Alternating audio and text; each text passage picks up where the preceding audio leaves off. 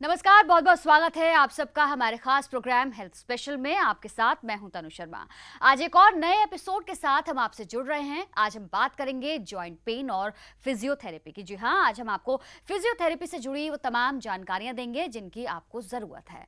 सर्दियों की शुरुआत हो गई है, सर्दियां आ चुकी हैं और सर्दियों में अक्सर हम सुनते हैं कि हमारे घर के बुजुर्गों के घुटनों में या फिर शरीर के जो बाकी हिस्से भी हैं, जोड़ हैं जहां पर, उनमें दर्द की शुरुआत हो जाती है और ये दर्द बहुत ज्यादा पेनफुल होता है। लेकिन आज के मॉडर्न लाइफस्टाइल में उम्र का कहीं कोई बीमारी से कोई कनेक्शन नजर नहीं आता।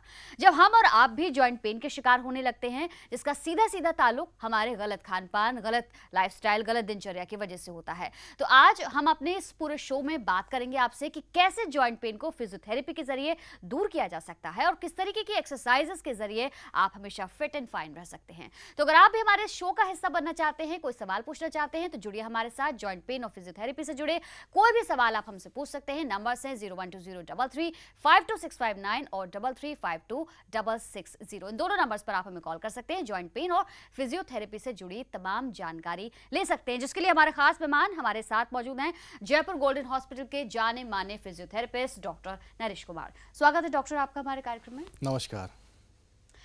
तो शुरुआत करते हैं कार्यक्रम की। आपके फोन कॉल्स का इंतजार है, आप हमें फोन करिए, जुड़िए हमारे साथ। और अभी हम जानते हैं कि आखिर फिजियोथेरेपी होती क्या है और फिजियोथेरेपी के जरिए हेल्प किस तरीके से हमें मिलती है। फिजियोथेरेपी चिकित्सा की वो पद्धति है जिसके अंदर हम एक्सरसाइज के द्वारा, विद्युत चालित मशीनों के द्वारा हम प्रत्येक प्रकार की बीमारियों का, जैसे कमर दर्द, घुटना दर्द, ऑर्थोपेडिक्स की प्रॉब्लम, न्यूरो की प्रॉब्लम, स्ट्रोक, लकवा, पैरालिसिस, कार्डियक के बाद, कोई कार्डियक सर्जरी के बाद, जैसे कि पोस्ट CABG कार्डियक सर्जरी के बाद फिजियोथेरेपी का रोल आता है। ICU के अंदर फिजियोथेरेपी का रोल आता है। विभिन्न प्रकार की बीमारियों में फिजियोथेरेपी का बहुत ही बड़ा रोल है, बहुत ही सटीक रोल है। तो फिजियोथेरेपी, सपोज जैसे हम जॉइंट पेन की बात कर रहे हैं, तो जॉइंट पेन में कितना हेल्पफुल होता है फिजियोथेरेपी, या फिर एक मेडिसिन लेना ज़्यादा हेल्पफुल होता है? देखिए, मेडिसिन का अपना रोल है। मैं बात करूँगा फिजियोथेरेपी की। पहले हमें ये जानना ज़रूरी होता है कि जॉइंट पेन का कारण क्या है। कोई डीजेनरेटिव डिजीज़ तो नहीं है, क्योंकि हमारे जॉइंट के अंदर ना एजिंग के साथ साथ कुछ ना कुछ चेंजेस आते रहते हैं। जैसे मान लीजिए कार्टिलेज, जब एक बच्चा होता है, बच्चे के अंदर ब्लड सर्कुलेशन जॉइंट के अंदर प्रॉपर होता है। जैसे मैं घुटने की बात करूंगा, कमर की बात करूंगा। जैसे जैसे हम बड़े होते जाते हैं, हमारी उम्र जैसे 40 साल की, 45 साल, 50 साल क्रॉस करने के बाद, उससे पहले भी वो डिपेंड करता है वजन भी हमारा कितना है, तो उसके अंदर ब्लड सर्कुलेशन भी थोड़ा कम हो जाता है, मांसपेशियों में ताकत कम हो जाती है। जैसे हम खड़े होते हैं तो स्टैंडिंग पोजीशन में हमारा जो वजन है सबसे ज़्यादा घुटनों पर आता है। अगर मान लो हमारी हाइट है 5 फुट, वजन है हमारा 100 किलो, हाइट के हिसाब से 50 किलो वजन होना चाहिए। तो 50 किलो वजन भी ज़्यादा है और एज हमारी बढ़ गई है, तो क्या होगा, मांसपेशियों पर दबाव ज़्यादा आएगा, मांसपेशियाँ कमज़ोर हो जाएंगी, सर्कुलेशन भी कम है, तो वेयर एंड टियर बढ़ जाएगा हमारा। इसको बोलते हैं ऑस्टियोआर्थराइटिस। इसके अंदर फिजियोथेरेपी का बहुत बड़ा रोल है, बहुत सटीक रोल है। अगर पहले हमें वेट लॉस के बारे में बता सकते हैं पेशेंट को। एक्सरसाइजेज डिफरेंट टाइप की होती हैं, वॉक कर सकता है पेशेंट। डाइटिशियन का भी रोल आता है इसमें, मैं उसको नहीं छोड़ूंगा। चलिए उस पे हम बाद में आएंगे। एज और साथ ही साथ आपका वेट, ये दोनों तो जुड़े ही हैं आपकी जॉइंट प्रॉब्लम से, लेकिन क्या एज वाकई एक बड़ा फैक्टर है, ये भी जानेंगे। लेकिन इसके पहले कॉलर से बात करते हैं। हरियाणा से इस वक्त हमारे साथ फोन लाइन पर है। जी, अपना नाम बताइए। संदीप बताइए अपना सवाल। Good afternoon doctor sir. Good afternoon sir, back में पेन की प्रॉब्लम है। आपके पीछे ही एक फोटो दिखा रखी है इन्होंने, उसमें जहाँ बैक पेन, उसी पॉइंट पे मुझे बैक पेन है। देखिए, ऐसा है, जिस फोटो की आप बात कर रहे हैं उससे मुझे पता चलता है कि आपको लंबर स्पाइन, यानी हमारे स्पाइन के 4 भाग होते हैं। एक गर्दन होता है, एक थोरैक्स होती है, नीचे लंबर स्पाइन है, उसके बाद सैक्रम होता है। तो लंबर स्पाइन पे जो पेन होता है ना, वो ज़्यादा देर, अगर आपका ऑक्यूपेशन कुछ इस तरीके का है जिसमें आप ज़्यादा देर बैठते हो, या फिर मान लो कोई ऐसी बीमारी हुई थी, आपको कोई झटका लगा कमर के अंदर जिसमें डिस्क आपके प्रोलैप्स हो जाए। सिटिंग पोजीशन की जो बात मैं कर रहा था कि हमारा जो, जैसे सिटिंग पोस्चर में घुटने पर तो कोई प्रेशर होता नहीं है, कमर के निचले भाग पे जिसको बोलते हैं लंबर स्पाइन, यानी उसमें जो चौथी पांचवी हड्डी होती है ना, और सैक्रम का पहला भाग L5S1, सबसे ज़्यादा प्रेशर उसी भाग पे होता है। ठीक है, झुक के काम करने वाले लोगों में वो डिस्क पे प्रेशर बढ़ जाता है, और डिस्क के अंदर हमारा होता है न्यूक्लियस। न्यूक्लियस होता है जेल टाइप का। अगर आपकी एज 50 साल से कम है, 45 साल से कम है, तो प्रेशर पड़ने से वो जेल पे प्रेशर पड़ेगा, तो प्रेशर की वजह से जो बाहर का हिस्सा है वो कमज़ोर पड़ता है, मांसपेशियाँ वीक होती हैं, तो डिस्क प्रोलैप्स होने के चांसेस ज़्यादा होते हैं। कोई मान लो भारी सामान आपने पहले उठाया होगा, झुक के वजन कोई उठा लिया आपने, तो डिस्क की प्रॉब्लम आ सकती है। मांसपेशियों के अंदर वीकनेस आ सकती है, ठीक है, उसके कारण आपको पेन होता है। अब आपने किसी को दिखाया, नहीं दिखाया अभी तक? नहीं सर, दिखाया तो नहीं। मेरी एज है सर 24। 24। और हाँ जी सर। और मैं क्या काम करते हैं आप? मैं तो सर टीचिंग में हूँ। सिटिंग जॉब ज़्यादा है? हाँ, सिटिंग ही है सर। मैंने बताया ना, आपको एक काम करना चाहिए। सबसे पहला काम ये करना चाहिए कि अगर आपको सिटिंग के बाद ज़्यादा पेन होता है तो एक फिजियोथेरेपिस्ट के पास भी जाएं, एग्जामिनेशन कराएं। थोड़े से टिप्स मैं आपको देता हूं कि हर 20 मिनट में कोशिश करें कि खड़े हो जाएं, कमर को पीछे की तरफ लेके जाएं, जिससे कि डिस्क का ना प्रेशर वो कम हो जाए। अगर हम आगे झुक के बैठते हैं तो डिस्क पे प्रेशर ज़्यादा होता है। खड़े हो जाएंगे, कमर को पीछे की तरफ ले लेंगे तो इंटरडिस्कल प्रेशर आपका कम हो जाएगा, ठीक है। दूसरा है कि कमर की कुछ एक्सरसाइज करें, सिंपल व्यायाम करें। उल्टा लेटें, उल्टा लेट के अपने थोड़ा हाथों के सहारे अपनी कमर को ऊपर की तरफ उठाइए, कुछ देर रोकिए, ठीक है, और अपना हाथ को पीछे ले जाइए दूसरे एक्सरसाइज के अंदर। और पैर, जो दोनों पैर हैं, दोनों में से पहले एक पैर उठाइए, कुछ सेकंड रोकिए, फिर दूसरा पैर उठाइए। 5 से 10 बार इस एक्सरसाइज को करें, और कुछ एक्सरसाइज किसी जी। प्रोफेशनल से भी सीखिए, जी। ठीक है। मतलब बेसिकली अगर आप अपने आसपास के किसी फिजियोथेरेपिस्ट से कांटेक्ट करेंगे तो वो आपके लिए बहुत बेहतर होगा, और एक्सरसाइजेस तो आपको बिल्कुल, एग्जामिनेशन पहले जरूरी है कि जी, भाई जी। क्यों होता है बैक पेन वो। जी जी।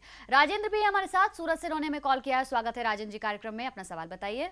हाँ नमस्कार डॉक्टर साहब, मैं सूरत से बोल रहा हूँ राजेंद्र। मेरी वाइफ को प्रॉब्लम है एक्चुअली, इसका लेफ्ट हैंड जो ऊपर नहीं उठता। लेफ्ट हैंड या पूरा लिम्ब, पूरा हाथ? पूरा हाथ जो है ऊपर नहीं उठता, बहुत दर्द होता है शोल्डर में और अपने बैक के पास में। ये बहुत दर्द परेशानी होता है। कब से हो रही है? करीब 2 महीने हो गए इसको। 2 महीने हो गए। जी। आपने किसी को दिखाया, हड्डी वालों को? मतलब एक्चुअली एमडी को दिखाया था, उन्होंने फ्रोजन शोल्डर बताया, बोला कि हड्डी वाले को दिखाना पड़ेगा। देखिए, बस अभी दिखाया नहीं हमने। अच्छा, देखिए मैं चाहता हूँ कि आप एक हड्डी रोग विशेषज्ञ को तो दिखाएं। देखो, फ्रोजन शोल्डर अगर आपको बताया ना, तो उसको जानिए होता क्या है ये। अगर हाथ आप ऊपर उठाएंगे ना तो रेस्ट्रिक्शन होगी, कंधा जाम हो जाएगा और पूरा ऊपर नहीं जाएगा। और अगर आप कपड़े पीछे की तरफ पहनेंगे ना तो कपड़े पहनने में तकलीफ होगी। एक तो बीमारी हो सकती है, दूसरा ये कि सर्वाइकल के अंदर भी ना 7 हड्डियाँ होती हैं और उसके अंदर भी डिस्क है। अगर डिस्क प्रोलैप्स है या फिर अपनी जगह से खिसकी हुई है और नसों को दबा रही है तो पूरे हाथ में दर्द आएगा, सुनपन आएगा, ठीक है ना। हाथ कमज़ोर भी होता जाएगा, क्योंकि हमारा जो ब्रेन का हिस्सा है वो स्पाइनल कॉर्ड डिस्क के पीछे से होके आता है, ठीक है। अगर डिस्क पीछे लेफ्ट या राइट साइड खिसकी हुई होती है ना तो एक हाथ में दर्द आने के चांसेस होते हैं हमारे। और नसों का ही काम होता है हाथ पैरों के अंदर, जो क्या कहते हैं, हमें पता है फीलिंग है, हम छू सकते हैं, हमें पता है गर्म ठंडा, और हमारी मांसपेशियों में ताकत है, वो सारे नसों का काम होता है। अगर नस की प्रॉब्लम आई है तो एक बार हड्डी वाले डॉक्टर को दिखा लीजिए जरा, ठीक है। चलिए, तो यही रेकमेंड किया है डॉक्टर ने कि एक बार आप किसी अच्छे डॉक्टर से कंसल्ट जरूर करें। और जिस तरीके से अभी आपने सुना डॉक्टर के 2 महीने हो गए हैं और अब तक डॉक्टर के पास नहीं गए, तो ये लापरवाही, ये बहुत बड़ी लापरवाही है। अभी हमने अपने कार्यक्रम का जो टॉपिक रखा है दर्द। जी। दर्द का मतलब है, दर्द एक इंडिकेशन है हमारे लिए, वो बता रही है कि भाई आपके शरीर के अंदर कोई ना कोई वेयर एंड टेयर हो रहा है, कोई बीमारी है जिसको जितनी जल्दी खत्म करेंगे उतना आपका बेनिफिट है। जी। दर्द के कारण हमारी मांसपेशियां हो जाती हैं कमजोर, मांसपेशी में होता है स्पाज्म, जी। वो परेशान होती हैं। अगर आप इसका इलाज नहीं कराओगे या अपने से गोलियां खाते रहे या किसी डॉक्टर ने गोलियां देते रहे, जब जी, गोली का असर है तो आपको आराम मिलेगा। केमिकल है, 4 से 6 घंटे आपको आराम मिलेगा। जब गोलियां छोड़ दोगे तो पेन बढ़ जाएगा। ऐसी कोई गोली तो बनी नहीं मैं खा लूं और सलमान खान बन जाऊं, मेरी बॉडी नहीं बनेगी। जी। मेरी मसल अगर एक बार कमजोर होना शुरू हो गई, स्पाज्म बनेगा, फिर से मसल वीकनेस और ये चक्कर चलता रहेगा, पेन, स्पाज्म, मसल वीकनेस, फिर फर्दर पेन। तो जितना डिले करेंगे आप अपनी मांसपेशियों के साथ, आप अपने शरीर के साथ ना नुकसान कर रहे हैं, खिलवाड़ कर रहे हैं। मेरे हिसाब से तो अर्ली डायग्नोसिस, अर्ली ट्रीटमेंट बहुत जरूरी है। जैसे ही दर्द की शुरुआत हो, मुझे भी लगता है कि लापरवाही न करके सीधे डॉक्टर से कंसल्ट करें तो वो बहुत बेहतर होगा। फिलहाल हम बात करते हैं अपने अगले कॉलर से। हमारे साथ अलीगढ़ से हैं मोहम्मद, इनका नाम है। स्वागत है आपका भी, सवाल बताइए। सर सवाल मेरा ये है, मेरे पैर में हड्डी में दर्द होता रहता है सर, घुटने में। जी जी जी। कब से हो रहा है आपको मोहम्मद? सर कर है 2.5 फीट। नहीं, वक्त कितना हुआ है आपके इस दर्द को, कितना वक्त हो गया? वक्त सर इतना हो गया है 2 हफ्ते सर, 3 हफ्ते। डॉक्टर क्या मोहम्मद, आपकी उम्र क्या है? जी सर। आपकी उम्र क्या है? उम्र 20 साल है सर। हाँ, आपकी आवाज से मुझे लग रहा था कि आप काफी छोटे हैं। देखिए, क्या काम करते हैं आप? मेरी उम्र, मैं काम सर कोई नहीं करता हूँ, पढ़ाता हूँ मैं बच्चों को। कोई चोट लगी थी क्या घुटने में आपको? सर चोट की नहीं पता है, पर मेरे 2-3 हफ्ते हो गए हैं, पैर में दर्द बहुत रहता है सर। घुटने के ऊपर की तरफ, घुटने के नीचे की तरफ? सर घुटने में है मेरे। घुटने के अंदर अगर आपको दर्द हो रहा है, क्योंकि इस एज में घुटने का दर्द, अगर आपको चोट नहीं लगी है, एज भी आपकी छोटी है, उसके काफी सारे कारण हो सकते हैं। घुटने में सूजन तो नहीं है? फोन लगता है कट गया है। चलो मैं इस बात को आगे बढ़ाता हूँ। अगर इस एज में किसी को घुटने में दर्द हो रहा है तो इसका मतलब है उसको या तो कोई चोट लगी है, नहीं तो घुटने की कोई बीमारी ऐसी है। चोट से तो वो अनजान है, यानी कि चोट नहीं लगी है। घुटने की बीमारी भी हो सकती है इसके अंदर। अगर आपकी बिल्ट कमजोर है, शाम के टाइम बुखार भी आता है, तो इसके बड़े सारे डिफरेंशियल डायग्नोसिस होते हैं हमारे। घुटने में टीबी भी हो सकता है, बड़ी बीमारी का नाम ले रहा हूँ, जी जी। ठीक है। इसीलिए उसको किसी अच्छे डॉक्टर को दिखा देना चाहिए। 2-3 हफ्ते में बता रहा हूँ, जितने अभी कॉलर हमें मिलेंगे, इंडिया के अंदर अवेयरनेस की बहुत बड़ी कमी है। राइट राइट, ठीक है। छोटी सी बीमारी को, एक पेशेंट मेरे पास था, टीबी था नी के अंदर, उसको शाम को हल्का फुल्का बुखार आता था, चलता था, वो धीरे धीरे नी स्टिफ होने लगा, सूजन आनी शुरू हो गई उसको। अच्छा, तो बोन टीबी होती है, बोन टीबी में भी एक पर्टिकुलर पोर्शन में भी टीबी हो सकती है? हाँ, घुटने में भी हो सकता है। ओके ओके, चलिए। तो ये डॉक्टर देखिए कितनी आपको इन्फॉर्मेशन दे रहे हैं, कितनी ज़्यादा आपकी हेल्थ के बारे में आपको अवेयरनेस की ज़रूरत है, क्योंकि लगातार इस तरीके की कॉल्स हमारे पास आती हैं जिसमें लोगों को प्रॉब्लम होती है, लेकिन सस्टेन करते रहते हैं, आगे बढ़ाते रहते हैं, लेकिन डॉक्टर से कंसल्ट नहीं करते, जो बहुत हार्मफुल हो सकती है। इस वक्त रामचंद्र है हमारे साथ फोन लाइन पर। स्वागत है रामचंद्र जी, बताइए। हाँ जी जी, सवाल पूछिए अपना। ऐसा है जी, मैं काम करता हूँ इलेक्ट्रिकल का। जी। तो मैं एक बार गिर गया था ऊपर से, तो हमारे कमर में काफी दर्द होता है, अभी भी कभी कभी महसूस होता है, तो काफी दर्द होता है, तो मैं परेशान हो जाता हूँ। कितने वक्त पहले गिरे थे आप? और करीब हो गया 6 महीने। डॉक्टर, मैं आपसे जानना चाहता हूँ कि आपने कमर का एक्सरे कराया था क्या, अपना एक्सरे MRI?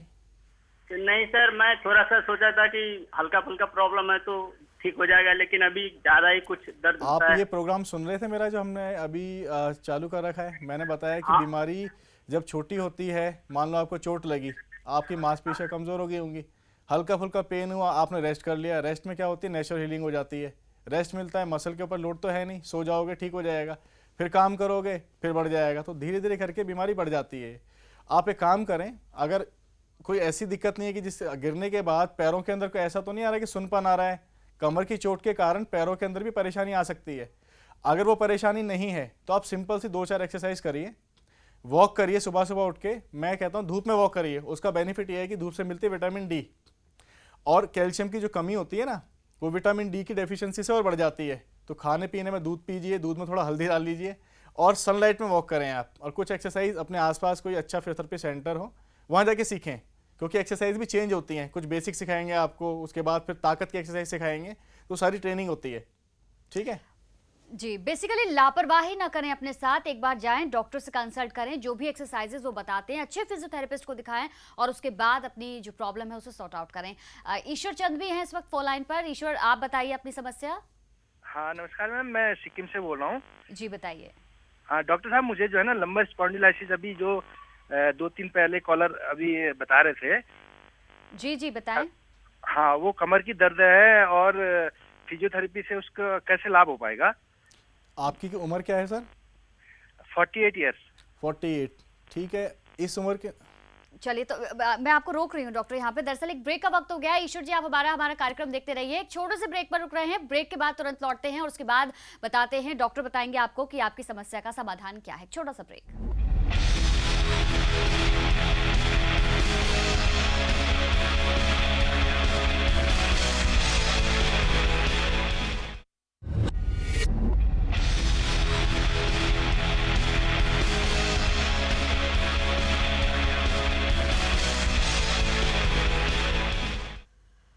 तो बात कर रहे हैं हम फिजियोथेरेपी की। जी हाँ, फिजियोथेरेपी कैसे आपकी जो पेन है, आपकी जो समस्याएं हैं, उस पर मरहम का काम कर सकता है। इसमें हमारे डॉक्टर नरेश आपको बता रहे हैं लगातार आपकी समस्याओं का समाधान। ईश्वर चंद जुड़े थे हमारे साथ सिक्किम से, हमारे कॉलर। ब्रेक पर जाने से पहले उन्होंने एक सवाल पूछा था, पहले उनका जवाब बता दें, फिर आगे बढ़ते हैं। देखिए, जो लंबर स्पॉन्डिलोसिस की प्रॉब्लम है वो एजिंग के साथ साथ, मैंने बताया ना, डिस्क का जो नरिशमेंट है वो कम हो जाएगा, जिसके कारण डिस्क सूखनी शुरू कर जाती है और उसमें मोबिलिटी कम हो जाती है हमारी, और मसल में अकड़ापन, पेन, परेशानी होती है। इसका भी इलाज सिंपल है, फिजियोथेरेपी कराइए, बेस्ट फिजियोथेरेपी से मिलिए आप, एक्सरसाइज सीखिए। एक्सरसाइज के बिना इसका इलाज संभव ही नहीं है, इससे पहले कि बीमारी आगे बढ़े। नसों की प्रॉब्लम आए। जी जी। अच्छा डॉक्टर, लाइफस्टाइल हमारा बहुत चेंज होता जा रहा है लगातार, हम देख रहे हैं मेट्रो सिटी में तो खास तौर पर, छोटे शहरों में अभी भी लोग हेल्थ के लिए मतलब धूप में भी बैठ जाते हैं, आराम भी कर लेते हैं, मगर जितना फास्ट हम लोग की लाइफस्टाइल है उसके अकॉर्डिंग आप क्या सजेस्ट करेंगे कि किस तरीके का हमें मेंटेन करना चाहिए? देखिए, हर इंसान को आधा घंटा से लेकर 45 मिनट तक की एक्सरसाइज करनी चाहिए। सनलाइट में थोड़ा बहुत वॉक करना चाहिए। सनलाइट एक्सपोजर होगा तो विटामिन डी हमें मिलेगी। विटामिन डी का रोल होता है स्किन पे जाना, और हमने जो खाना खाया है उसमें कैल्शियम है, कैल्शियम को हड्डियों तक पहुंचाना। लोग अब काम ऐसा है कि भाई एसी में बैठे हैं तो बैठे हुए हैं, गाड़ी से आना है गाड़ी से जाना है, ठीक है, विटामिन डी मिलती नहीं, एक्सपोजर ही नहीं है। हड्डियाँ कमज़ोर होंगी तो हड्डियों से मांसपेशियाँ पैदा होती हैं, यानी मांसपेशियाँ जॉइंट क्रॉस करके मांसपेशी उसमें हड्डियों में ओरिजिन हड्डी से ही लेगी और जॉइंट को क्रॉस करके हड्डी में चली जाएगी। तो हड्डियाँ अगर कमज़ोर होगी तो मांसपेशियाँ भी कमज़ोर होनी शुरू हो जाती हैं और पेन परेशानी होती है। ऐसे ही जिन लोगों का सिटिंग जॉब है, सिटिंग पोस्चर है, डिस्क पे प्रेशर बढ़ता जाता है, आधे घंटे से ज़्यादा अगर जो इंसान बैठता है 1 घंटा बैठता है तो उसमें डिस्क में प्रॉब्लम आएगी, डिस्क प्रोलैप्स करनी शुरू कर जाएगी, जी। मसल वीक हो जाएंगी। जी जिसका लिखने का काम है, शोल्डर की मांसपेशियाँ कमज़ोर हो जाती हैं, शोल्डर पेन करना शुरू कर देगा आपका। तो अगर एक्सरसाइज करें तो मांसपेशियों में एक तो हम टोनिंग कर सकते हैं, उसमें ताकत एंड स्ट्रेंथ ला सकते हैं, और एंड्योरेंस कि वो थके ना, आप जी। कितना भी काम करें। अपने पोस्चर का ध्यान रखिए, अपने अच्छा, बॉडी का ध्यान एक्सरसाइज रखिए। जैसे आप बता रहे हैं, तो अगर हम एक नॉर्मल रूटीन में वॉक कर लें तो क्या वो हेल्पफुल है? बिल्कुल, अगर कोई भी इंसान 20 मिनट से लेकर आधा घंटा वॉक करता है जी तो उसका कार्डियो होता है। कार्डियो का मतलब है कि देखो, हमने जो खाना खाया है वो सारी जगह जाएगा, जी, एक एक जी। मांसपेशी में जाएगा, स्किन में जाएगा, हर एक टिश्यू में जाएगा, जी। ऊतक में जाएगा। तो अगर कार्डियो अच्छा करेंगे हम तो इसका मतलब है कि ब्लड सर्कुलेशन हर एक जगह पहुंचेगा, जी पूरी बॉडी को नरिशमेंट मिलेगा। तो वॉक से बेटर तो कोई एक्सरसाइज है नहीं। अगर उससे आगे बढ़ सकते हैं, अगर वॉक मान लें कोई पर्टिकुलर करना चाहता है तो उसमें क्या है कि मसल को ना थोड़ा आराम भी देना चाहिए। लोग सोचते हैं ब्रिस्क वॉक करते ही जाओ किसी जी। भी एज में, ऐसा नहीं होता। जी जी पहले 2-4 मिनट आप वार्म अप करें, यानी धीरे चलें, उसके बाद आप 10 मिनट के लिए ब्रिस्क वॉक करें, यानी जी, वो हो गया आपका कार्डियो सिस्टम। जी पहले वार्म अप किया, फिर एक्सरसाइज हो गई आपकी थोड़ी जी, सी, फिर जी। थोड़ा कूल डाउन करो, यानी फिर दोबारा वापस स्लो मोशन में चलना शुरू कर दो, फिर तेज चलो। तो तेज धीरे का कॉम्बिनेशन करके चलो। और जी। मैं कहता हूँ कि पार्शियल वेट बेरिंग एक्सरसाइज भी करो, जैसे खड़े खड़े आप स्क्वाट्स कर सकते हो थोड़ा सा, अगर एज आपकी कम है, आर्थराइटिस अगर आपको नहीं है तो। अगर कोई बीमारी है तो बिना डॉक्टर की सलाह के कोई एक्सरसाइज नहीं करनी चाहिए, क्या पता आपको जॉइंट में हार्म कर दे। किसी टीवी पे देख के योगा लोग करना शुरू कर देते हैं, बीमारी कुछ है जी। और रिजल्ट कुछ मिलता है फिर उसके अंदर। बिल्कुल। बिना तो सलाह के मतलब कुछ ना करें। लापरवाही अपने साथ न बहुत बरतें, एक ज़्यादा। बार किसी एक्सपर्ट से कंसल्ट जरूर कर लें, वो बहुत जरूरी है, चाहे वो डॉक्टर हो या फिर योगा एक्सपर्ट हो या कोई आपके भी हो। फिजियोथेरेपिस्ट हो, कोई भी हो। एक और कॉलर ले लेते हैं इस बीच, हमारे साथ हैं अभी शक्ति सिंह। स्वागत है शक्ति जी, बताइए। शक्ति कुमार हाँ शक्ति कुमार जी बताइए। इसका जो है ना राइट हैंड में जो है कुछ जो है चलने वलने में दिक्कत होता है, राइट हैंड और पैर में। जी जी तो इसको जो है हम पीजीआई लखनऊ में ऑपरेशन कराए हुए थे। जी बताइए आगे। उसको चलने में काफी तकलीफ होती है, जिसमें जो आप दिखा रहे टीवी हम लोग देख रहे हैं, हाँ जी। वो इसको कैसे इम्प्रूवमेंट आएगा? कुछ इम्प्रूवमेंट कमी है उसमें। नहीं, ऑपरेशन किस चीज़ का कराया था आपने? जी, ऑपरेशन किस चीज़ का कराया था? ऑपरेशन की जगह हाँ, किस चीज़ का कराया था, किस बीमारी का ऑपरेशन कराया था? इसका स्पाइनल कोर्ड ऑफ ब्रेन में जो था, हड्डी बैंड हो गया था गर्दन का। अच्छा अच्छा, उसको स्पाइनल कॉर्ड इंजरी था क्या? जी अच्छा, स्पाइनल कॉर्ड इंजरी में ना एक क्लासिफिकेशन होती है हमारी, इसको हम बोलते हैं कि भाई कितना पैर के अंदर उसमें ताकत है, उसके अंदर मांसपेशियों में कितनी ताकत है, ठीक है, और स्किन के अंदर उसको क्या कहते हैं, पता चलता है नहीं पता चलता है, उसको कोई महसूस होता है नहीं होता। अगर उसको प्रॉब्लम है ना, और स्पाइनल कॉर्ड इंजरी हमारी इनकम्प्लीट है पूरी तरह से, अगर हमारी नस नहीं दबी हुई या स्पाइनल कॉर्ड को इंजरी ज़्यादा हार्म नहीं हुआ है, तो उसमें रिकवरी के चांसेस अच्छे होते हैं। और इसमें 100% रोल है फिजियोथेरेपी का। बिना फिजियोथेरेपी कराए आप ठीक नहीं हो सकते। ऑपरेशन कराने के बाद तो ठीक ठाक से है, अच्छा, लेकिन थोड़ा चलने में जो है तो आप improvement गेट नहीं ट्रेनिंग करिए ना, आप फिजियोथेरेपी सेंटर में जाइए, और जो आपको चलने में प्रॉब्लम है ना वो 100% ठीक हो जाएगा, मैं गारंटी देता हूँ इस बात की। अच्छे फिजियोथेरेपिस्ट से मिलिए आप और उसको बोले गेट ट्रेनिंग कराएं हमें, चलने में दिक्कत खत्म हो जाएगी। चलिए उम्मीद कर जी जी बताएं बताएं। शक्ति जी कुछ कह रहे हैं आप? लगता है फोन कट गया है। बहरहाल उम्मीद करते हैं जो आपको सलाह दी गई है उस पर अगर आप आगे चलते हैं और एक अच्छे फिजियोथेरेपिस्ट से कंसल्ट करते हैं तो जो आपकी समस्या है वो भी आपकी जल्द ही दूर हो जाएगी। एक छोटे से ब्रेक के लिए रुक रहे हैं, तुरंत लौटते हैं।